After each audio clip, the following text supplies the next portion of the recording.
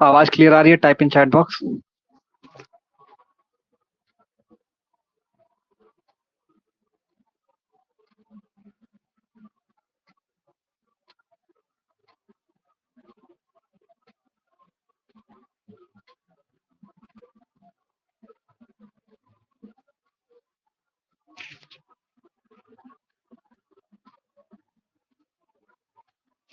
आवाज क्लियर आ रही है?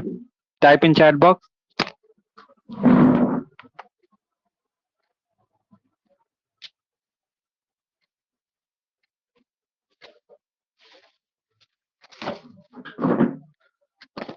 देखो, इस इवोल्यूशन के अंदर हम लोग सारा टॉपिक एग्जाम ओरिएंटेड कवर करेंगे। आवाज क्लियर आ रही? पीपीटी क्लियर है?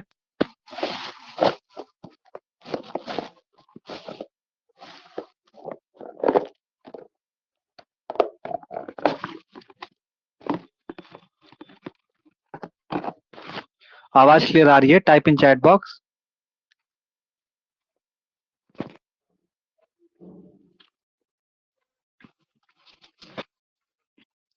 आवाज क्लियर है?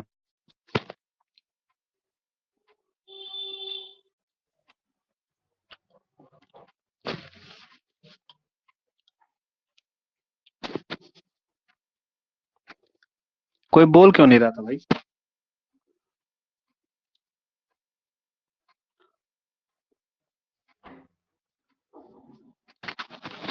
देख लो, पीपीटी क्लियर है, आवाज क्लियर आ रही है? फिर आगे बढ़ते हैं।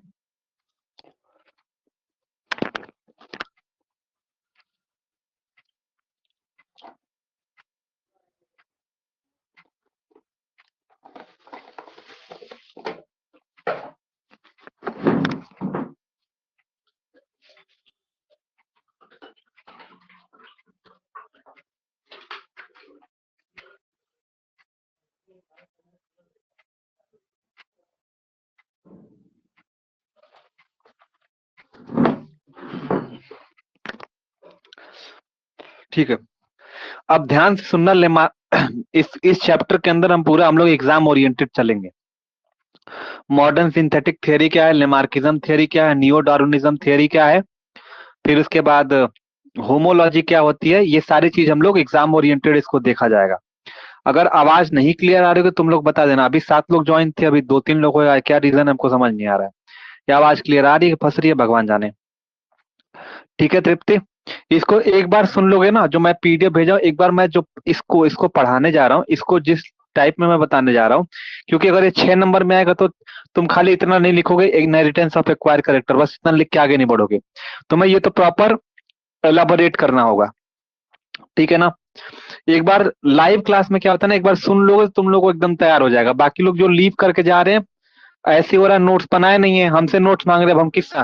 तृप्ति से नोट्स मांगने जाए, दृष्टि से नोट्स मांगने जाए, अमन से मांगने जाए, किससे हम नोट्स मांगे? जो बच्चे सिंसियर थे उन लोगों ने पूरा किया हुआ है। अब पूरा पूरा आधे क्लासे जब गायब की है तो हम नोट्स कहाँ से लिख देंगे इन लोग को? मत करो भाई, चिल्ला चिल्ला के तो हम थक चुके थे। ठीक है, चलो। इसमें कहने का मतलब क्या है, ये जो हमारे पास दिया गया है, इनहेरिटेंस ऑफ एक्वायर कैरेक्टर कौन दिया था? लेमार्किज्म ने दिया था। अच्छा, इनके बारे में सबसे पहले लिखने से पहले आप ये बताओगे ना कि लेमार्क थे कौन? ठीक है ना? तो इनके बारे में हम एक बार सबसे पहले तो मैं हिंदी में इसको हम बता देंगे क्या होते हैं। हालांकि मैंने इस पीडीएफ में शॉर्ट थोड़ा थोड़ा मैंने लिखा, तुम लोगों को पता नहीं चलेगा।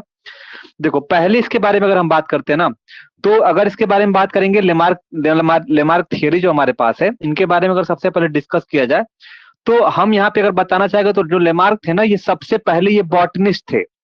फिर जब फ्रेंच रिवॉल्यूशन जब हुआ था, हिस्ट्री में आपने पढ़ा होगा फ्रेंच रिवॉल्यूशन, तो पहले तो ये बॉटनिस्ट थे। जब ये फ्रेंच रिवॉल्यूशन के टाइम क्या हुआ ना, क्या हुआ? आवाज नहीं क्लियर स्वाति।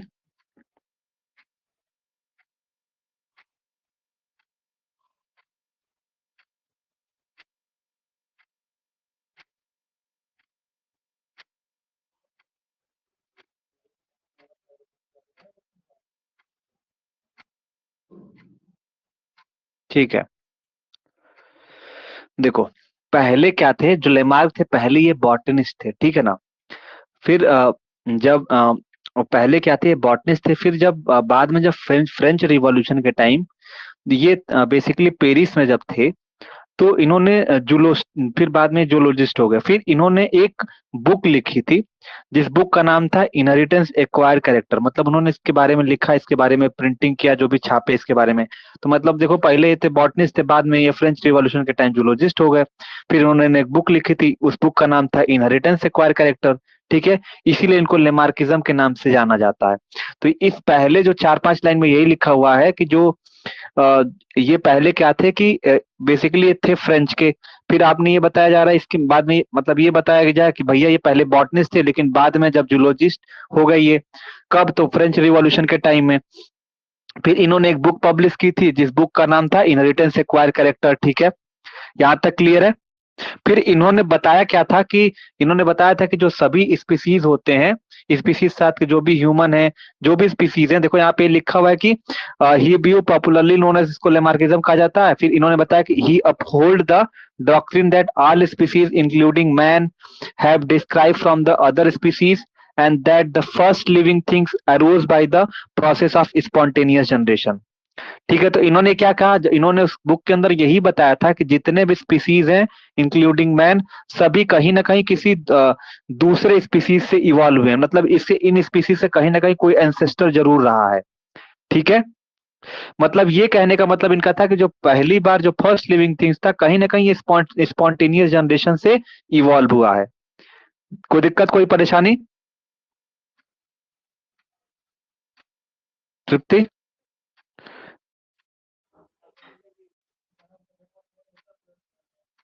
देखो, पूरे पहले जनरल इंट्रोडक्शन आप क्या लिखोगे? पहले इसके बारे में बताओगे कि ये एक फ्रेंच नेचुरलिस्ट थे।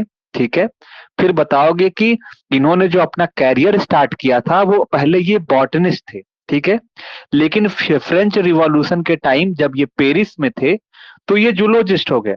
इन्होंने क्या किया था? इन्होंने एक बुक लिखा जिसका नाम था इनहेरिटेंस एक्वायर्ड कैरेक्टर। ठीक है, इसीलिए इनको लेमार्किज्म के नाम से जाना जाता है।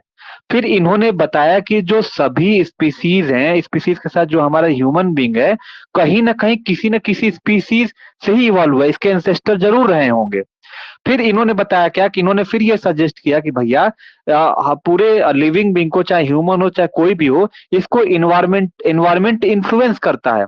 चाहे हमारे अंदर मॉर्फोलॉजिकल चेंज लेके आए, चाहे कैरेक्टर चेंज लेके आए, तो कहीं ना कहीं इन्वायरमेंटल वाइटल रोल प्ले करता है। जैसे आप देखोगे, अब चाइना में जो होते हैं उनकी आंखें बंद बंद पाई जाती हैं। अभी यहाँ देखोगे तो कहीं गोरे कोई काले, तो कह रहा यहाँ उन्होंने यही बताया कि कहीं ना कहीं देखोगे लास्ट 3 लाइन में लिखा हुआ कि he further suggested environment influence the morphological character and this change are inherited to the next generation. तो ये कह रहा है कि कहीं ना कहीं हमारे लिविंग करता है। अरे यार, आवाज क्लियर आ रही है ना? इसी बीच में कुछ लोग फोन कर दे रहे हैं, देख लो। तो कहीं ना कहीं देखोगे तो यहाँ पे इन्वायरमेंट मेजर रोल प्ले करता है। तो कहने का मतलब ये है कि अगर कोई स्ट्रक्चरल चेंज या मैकेनिकल चेंज देखने को मिल रहा है ना, तो उसके बच्चे भी उसी तरीके के होंगे। जैसे मान लेते हैं कोई चाइना का है, तो चाइना वाला जो भी इंसान है उसके बच्चे भी तो उसी टाइप के होंगे ना। क्यों? तृप्ति, क्लियर हुआ? आवाज क्लियर है सभी लोग को? तो ये आपका था बेसिक। यहाँ पे आप थोड़ा बहुत इंट्रोडक्शन में लिखोगे क्या होता है।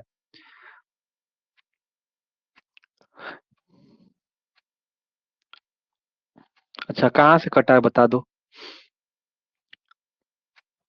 अभी ठीक आ रही है? कोई दिक्कत है, कोई परेशानी?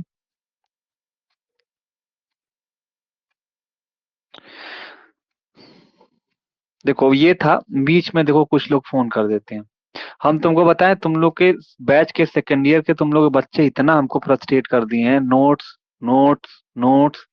अब ये बताओ, लास्ट मोमेंट में हमारा भी मिड सेमेस्टर का एग्जाम लगा 19 तारीख, 19 तारीख से। कौन नहीं फ्रस्ट्रेट हो जाएगा?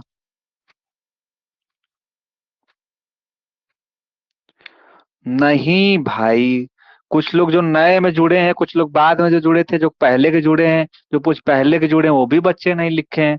तो लिखना चाहिए ना, रोज क्लास चलती है तो सोए। तो अब क्या सर नोट्स मांग के दे दीजिए, तो कहाँ से हम लेके आएंगे? तुम लोग बताओ। वॉइस क्लियर नहीं आ रही है? सभी लोगों में तो क्लियर आ रही है, तुम्हारे में क्या दिक्कत है भाई? देखो, लास्ट के 3 लाइन में यही लिखा हुआ है। पहले सीधा सीधा समरी में समझो। ये क्या थे? हाँ, पहली बात अगर देखा जाए तो ये एक फ्रेंच नेचुरलिस्ट थे। तो ये कह रहे हैं कि पहले ही हमारे तो जो लेमार थे वो पहले एक बॉटनिस्ट थे, फ्रेंच रिवॉल्यूशन के टाइम में जूलॉजिस्ट हो गए, ठीक है, जब वो पेरिस में थे। तो इन्होंने एक बुक लिखा था जिस बुक का नाम था इनहेरिटेंस एक्वायर कैरेक्टर, ठीक है, इसीलिए इनको लेमार्किज्म के नाम से जाना जाता है।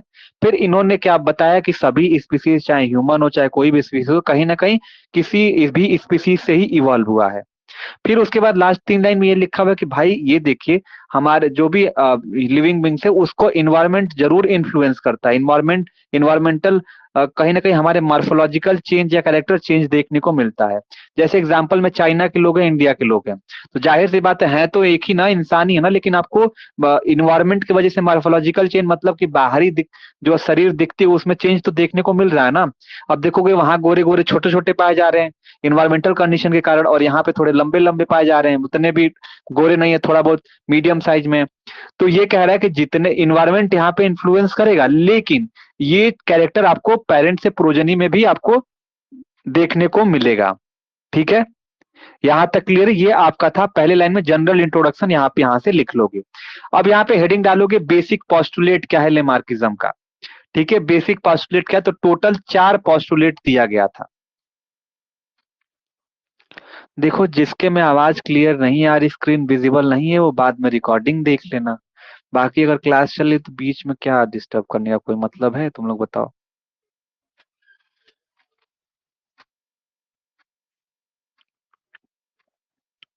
हम सोच रहे हैं कि तुम लोग को जल्दी से पढ़ा के निकले, हम पढ़ लें अपना, क्योंकि मिड सेमेस्टर का एग्जाम है। ठीक है, चलो अब यहाँ पे हेडिंग डालोगे बेसिक पोस्टुलेट क्या है।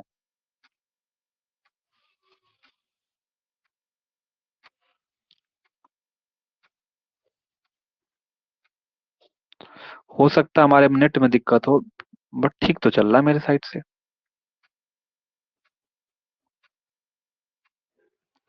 देखो, बेसिक पोस्टुलेट अगर बात बात किया जाए लेमार्किज्म का, तो सब इसके बाद आप जनरल इंट्रोडक्शन में इतना लिखोगे, फिर उसके बाद आओगे बेसिक पोस्टुलेट में।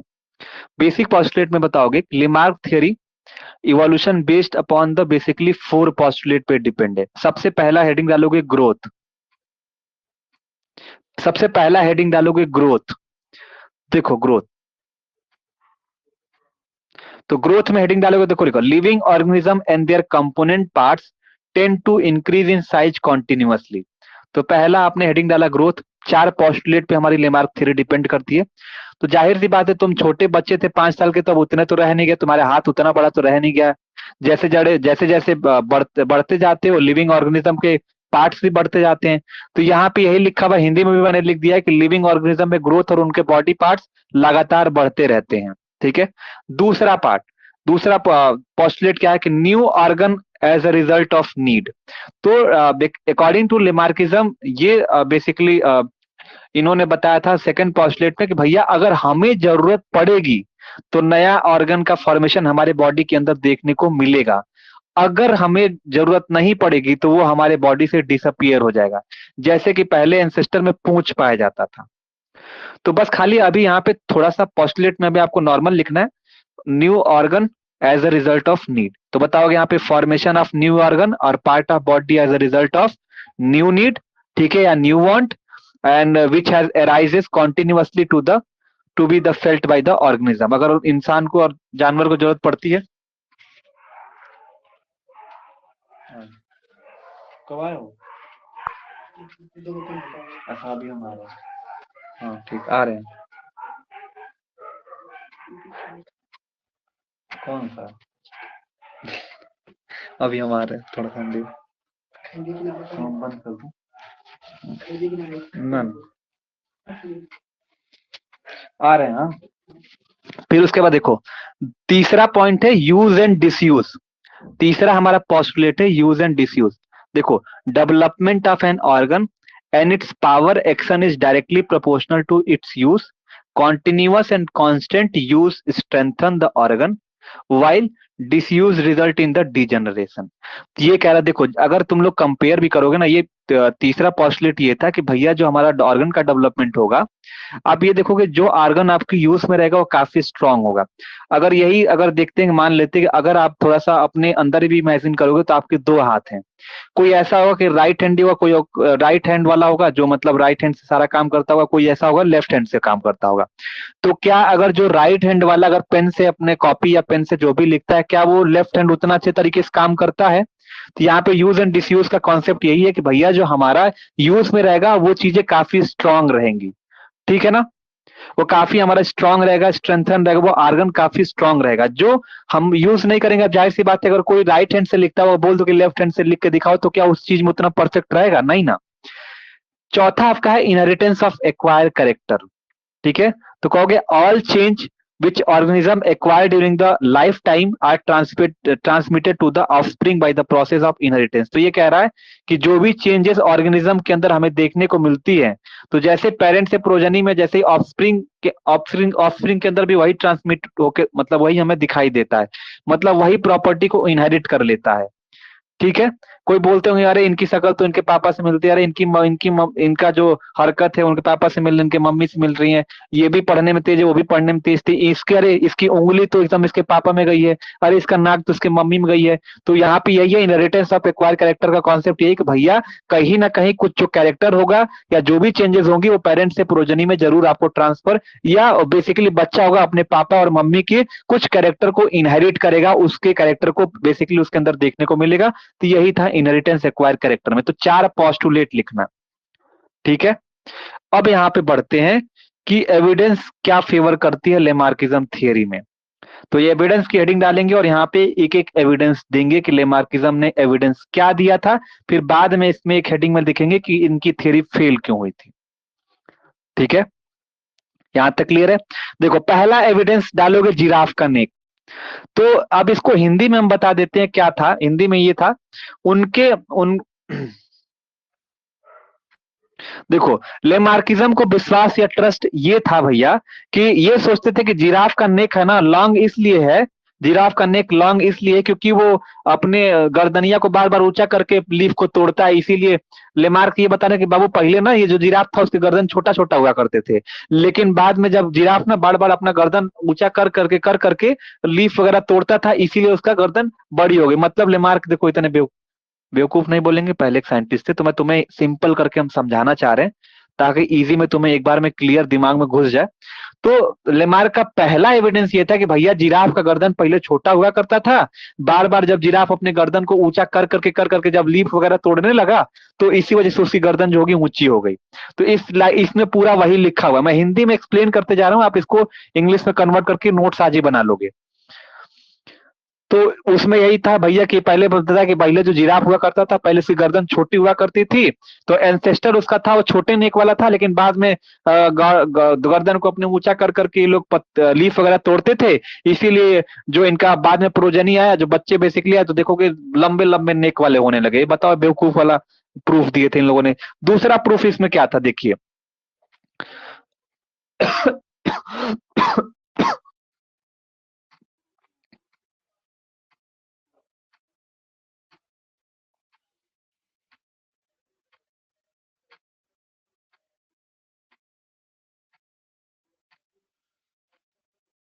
देखो अब दूसरा थी कि फीट ऑफ मॉडर्न हॉर्स, ठीक है? देखो फीट ऑफ मॉडर्न हॉर्स क्या था, देखो अब इसको हिंदी में हम बताते हैं, हालांकि मैंने लिख भी दिया है, तुम लोग पढ़ भी सकते हो। देखो फीट ऑफ मॉडर्न हॉर्स के बारे में अगर देखा जाए तो देखो जो पहले के घोड़े होते थे ना वो मॉडर्न से एकदम अलग हैं। पहले वाले जो थे ना, पहले में जंगल वगैरह थोड़ा बहुत सॉफ्ट ग्रासेस पाई जाती थी। इनका कहना था, लेमार का कहना था कि बाबू एक बात सुनो, पहले के घोड़े में और अब के घोड़े में घोड़े के जो फीट होती है उसमें अंतर है। अच्छा अंतर क्या है? तो उन्होंने बताया कि पहले वाले जो थे ना वो जंगल में सॉफ्ट ग्राउंड मतलब घास वगैरह जो ग्रासेस वगैरह होती थी ना वो थोड़ी सॉफ्ट होती थी, मतलब कि सॉफ्ट ग्राउंड पे वो रहते थे। लेकिन जैसे जैसे जंगल कटता गया, जैसे जैसे जंगल रिप्लेस होता गया ड्राई ग्रासेस में, तो अब की जो ग्रासेस वगैरह पाई जाती है थोड़ी कठोर है, हार्ड ग्रासेस हैं। तो पहले वाले जो थे घोड़े भाई सॉफ्ट ग्रासेस पे रहते, तो चरना होता है ना, खाना जो भी करते थे तो सॉफ्ट ग्रासेस वगैरह सर्व करते थे। लेकिन जैसे जैसे जंगल रिप्लेस हो गया तो ये लोग हार्ड ग्रासेस वगैरह, या हार्ड लैंड भी हमारा हार्ड हो गया, जंगल भी कटने लगे, तो हार्ड ग्रास पे मतलब इनका जो भी फीट चलना चरना जो भी चीजें होती थी ये देखने को मिला। तो उसी के कारण मतलब ये देखा गया कि भाई नेचुरल इन्वायरमेंट या हैबिट के चेंज के कारण, इसी के कारण क्या हुआ कि इसकी वजह से जो घोड़े में क्या चेंज आया, तो उनके जो प्री मोलर और मोलर जो टीथ वगैरह उनके उनमें रिडक्शन देखने को मिला, उसमें कमी देखने के लिए मिली, और इनके लेग्स के नंबर के डिजिट में भी रिडक्शन देखने को मिला। ठीक है ना, यानी कि घोड़े के जो पैर के लेंथ में भी चेंज आपको देखने को मिला। समझ में आ रहे हो? पहले के घोड़े बहुत बड़े बड़े होते थे, अब घोड़ा पता चल रहा है कि छोटे छोटे पिद्दी पिद्दी भर के आ रहे हैं। तो पहले लड़ाई होती थी तो घोड़ा बहुत बड़े बड़े हुआ करते थे। तो दूसरा पहला तो इन्होंने दिया जिराफवा का, तो जिराफवा का बोले कि भाई जिराफवा का पहले गर्दन छोटा हुआ करता था, जैसे जैसे ऊंचा करता गया तो बड़ा हो गया। पहला बेवकूफ वाला तो प्रूफ इन्होंने दिया। दूसरा एविडेंस फेवर में ये दिया कि भैया एनवायरमेंट के कारण हैबिट के चेंज वजह वजह से पहले ग्रास वगैरह थोड़ा सॉफ्ट हुआ करती थी, तो घोड़े के पैर वगैरह भी थोड़े लंबे हुआ करते थे।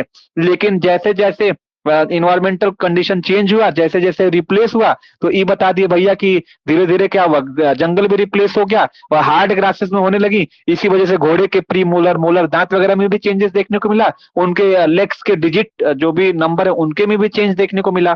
ठीक है, तो ये दूसरा प्रूफ इन्होंने दिया था। तीसरा एविडेंस,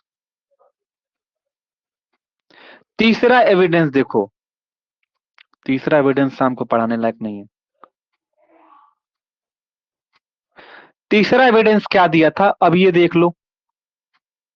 देखो, the ancestor of snake possess short limb and the continuous creeping through the hole and survive. अच्छा, ठीक ठीक ठीक ठीक ठीक। देखो, ई क्या कह रहे हैं, ये कह रहे हैं कि जो पहले के स्नैक थे ना, उसमें छोटे छोटे पैर हुआ करते थे। सोच लो, इमेजिन कर लो भैया। ये कह रहे हैं, तीसरा एविडेंस इन्होंने प्रूफ करने के लिए दिया, अपने थियरी को मनवाना चाह रहे थे कि हमारी थियरी एकदम सही है, लेमार्किज्म। तो इन्होंने मनवाना चाहते थे भैया, इतना मनवाना चाहते हैं प्रूफ कि बताओ, दो तो एकदम ऐसा दिए कि कोई भी हंसेगा। तीसरा इन्होंने ये बताया कि भैया जो पहले के स्नैक थे ना, उसमें लेग हुआ करते थे, मतलब पहले लेग हुआ करते थे, लेकिन बार बार इनको अपने बिल में जाना होता था ना, तो इसीलिए भाई उसका कोई काम था नहीं। जब पहले मतलब क्या था, तो इनको बार बार होल में जाना पड़ता था। ठीक है, तो जब रेंगते थे, जब होल में जाते थे, तो इनका लिम्ब का कोई काम था नहीं। जब कोई लिम्ब का कोई काम था नहीं, तो लोकोमोशन मतलब बेसिकली लोकोमोशन ही करते थे। तो जब ये उस होल में जब जाते थे, तो इनका पैर का कोई काम नहीं था। जब पैर का कोई काम नहीं था तो गायब हो गया। तो आपने यूज एंड डिसयूज का पोस्टुलेट पढ़ा है ना, तो मतलब उसमें क्या पढ़ा था भैया, जो यूज में रहेगा वो रहेगा, और जो यूज में नहीं रहेगा वो गायब हो जाएगा। तो उसके कॉन्सेप्ट पे इन्होंने ये दिया कि भैया पहले के जो स्नैक थे उसके अंदर लिम्ब हुआ करता था, पैर हुआ करता था, लेकिन जैसे जैसे इनका कोई काम था नहीं, इसका यूज था नहीं, क्योंकि तो लोकोमोशन करते थे, इसी वजह से क्या हो गया, कंप्लीटली भाई खत्म हो गया, लॉस हो गया। तो तीसरा प्रूफ इन्होंने ये दिया। समझ में आया? यहां तक तृप्ति दृष्टि। और चौथा है सम अदर एग्जाम्पल। अब ये देख लीजिए, सब चौथा एग्जांपल है कि the presence of both I on the one side of the body of flat fish and reduce eye in mole presence of vestigial organ and tum tum tum tum tum tum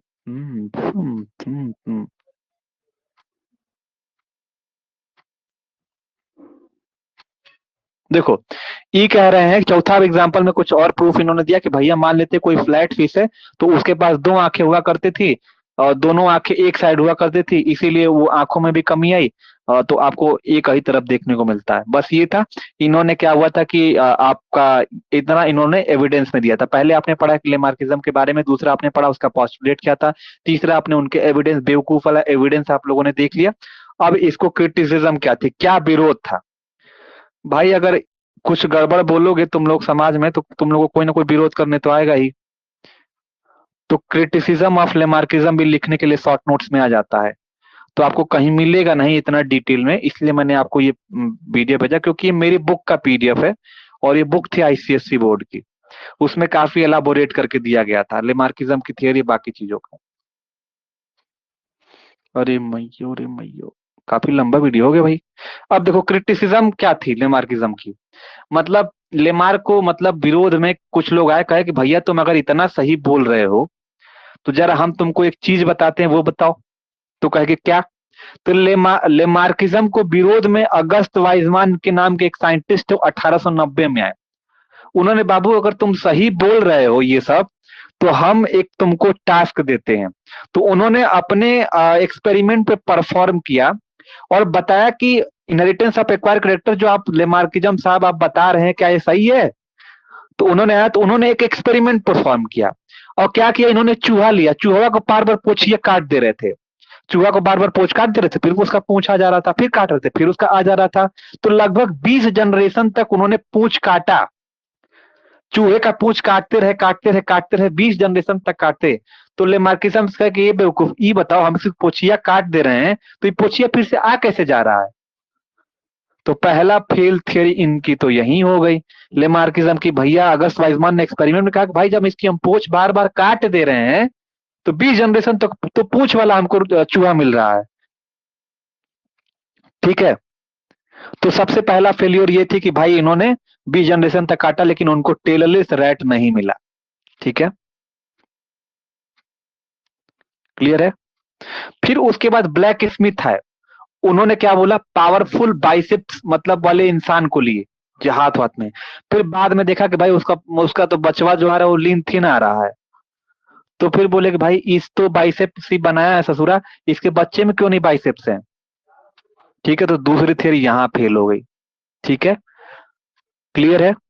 उसके बाद तीसरा इन्होंने बताया, मान लेते तीसरा इन्होंने scientist ने लेके आके, भैया अगर तुम इतना सही बोल रहे हो, तो एक इंसान को लिए जिसका दाढ़ी वाला था, बार बार उसको सेविंग किए, बार बार सेविंग किए। सेविंग करने के बाद कहने कि भाई अगर हम सेविंग कर रहे हैं तो इसकी दाढ़ी फिर से आ कैसे जा रही है? हमको तो इस थियरी के अनुसार तो ये होना चाहिए भाई ना, कि जब सेविंग कर रहे हैं तो बार इसके बाद में ऐसा हो कि इसका बाले गायब हो जाए, लेकिन और अच्छे से आ रहा है, और अच्छे से आ रहा है। तो तीसरी इन लोगों ने ये दे दिया कि हमको, इसीलिए हमको कभी बियर्डलेस कोई इंसान मिला ही नहीं। ठीक है। और तीन थ्योरी हो गई। चौथा प्रूफ ये बताया गया कि लड़कियों को देखोगे कि आंख और, सॉरी आंख कह रहे हैं, नाक और कान छेदा जाता है। ठीक है ना? नाक और कान छेदा जाता है। तो जब उसके आंख नाक कान छेदा गया सेंचुरी तक, मतलब अगर वो करोगे, क्या बोलते हैं, क्या बोलते हैं भाई, तो क्या जो प्रोजनी होगा, क्या वो भी जो बच्चे आएंगे, क्या उनका भी आंख का नाक सीधा रहेगा? क्या नहीं ना। दूसरी तीस चौथी थ्योरी तो ये, बताओ भैया कहाँ हो रहा है? लेमार्क से पूछा गया तो ये भी फेल हो गई। और दूसरा, जो चाइना के जो लोग होते हैं ना, उनका जो उनको ना लोहे का जूता दिया गया, ताकि उनका जो पैर का साइज वो छोटा हो सके। लेकिन भाई बच्चे जो प्रोजनी हो रहा था उसके अंदर तो सेम आ रहा था, छोटा तो नहीं मिल रहा था। तो ये तीन चार प्रूफ आप क्रिटिसिज्म में आप दे सकते हो। तो आज की क्लास यहीं पे आप लोग को, आई होप शायद लेमार्किज्म आपको समझ में आया होगा। और मैंने आपको पीपीटी शेयर की है, इससे आप अपना आंसर बना के लिख लेंगे। आई थिंक आपको अगर लेमार्किज्म 6 नंबर में आता है तो आप आराम से प्रॉपर, कहीं आपको नोट्स ढूंढने की जरूरत नहीं, यहीं से आपका एनफ है, कर लोगे। तृतीय दृष्टि अमन, इज इट क्लियर?